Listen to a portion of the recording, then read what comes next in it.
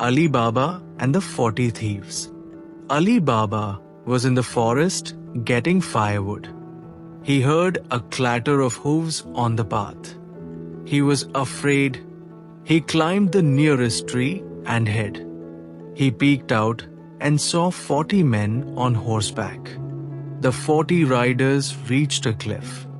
In the bright sunlight, Alibaba could see that their saddlebags were full of glistening and sparkling gold. Those bags are full of stolen treasure, he thought. Then the leader cried, "Open sesame." Suddenly, a great big secret door in the rock opened. The 40 riders rode inside. When they were all inside, the leader shouted, "Close sesame." The secret door closed. Alibaba waited, still hiding in his treetop. Then the riders all came out of the cave. The leader shouted, "Close sesame." The secret door closed. Alibaba peered through the leaves. The thieves put empty saddlebags over their horses and set off. Alibaba listened until they were gone. He was safe. He climbed down the tree. He wondered if the magic door would open for him if he said the special words.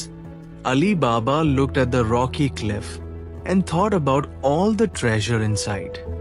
"They've gone," he thought, "so I shall say those magic words.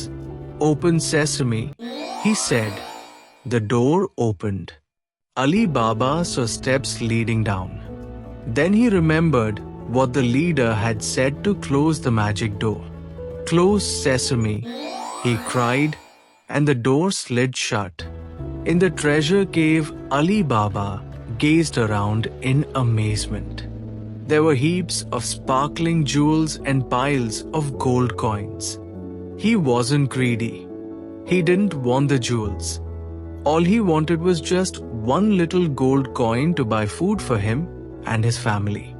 So, Alibaba took one and ran back up the stone steps. "Open sesame," he said. Immediately the magic door opened. He hurried outside. Then he called out, "Close sesame."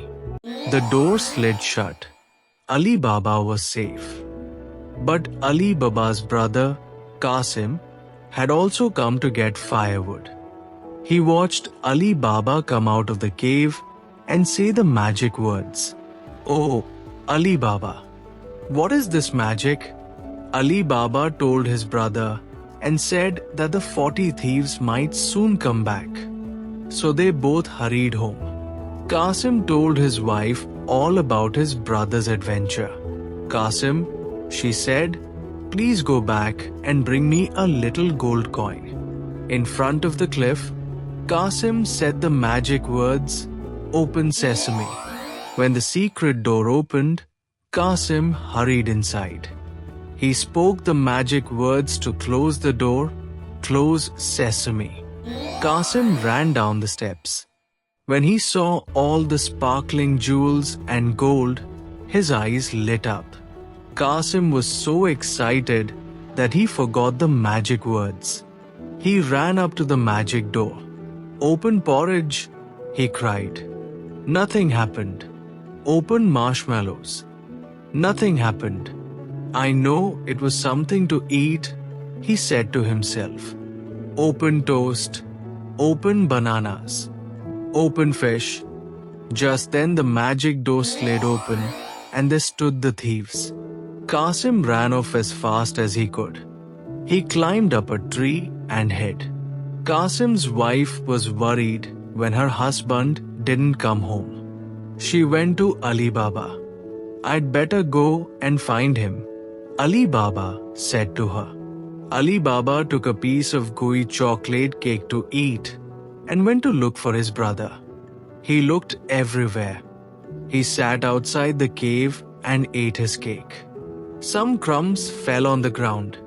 The next day the thieves went back to the cave. "Stop," the leader cried. He bent down and saw the chocolate crumbs. One of the thieves said, I saw Alibaba at the bakery shop yesterday. He bought a delicious triple chocolate cake with a gold coin. That means he knows our hiding place, said the leader. Now go back to the village and get a cart and a strong donkey. Buy 39 olive oil jars big enough to hide inside. Make a hole in the lids for fresh air.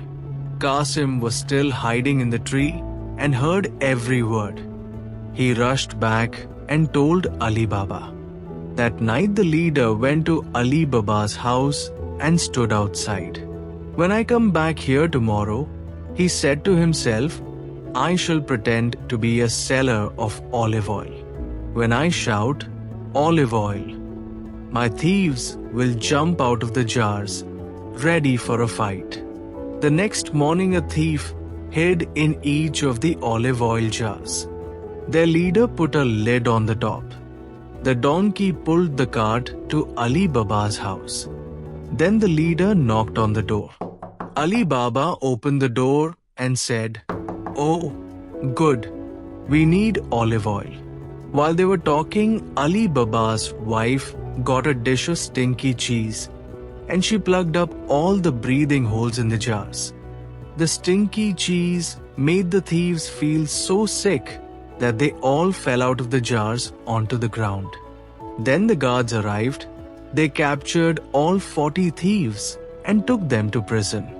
Then they brought all the treasure back to the village. They gave all the jewels and the money back to their rightful owners. Everyone was thrilled and celebrated with a big party. Moral of the story: be brave. Alibaba's maid, Morgiana, is brave in the face of adversity when she fights the thieves and saves Alibaba's life.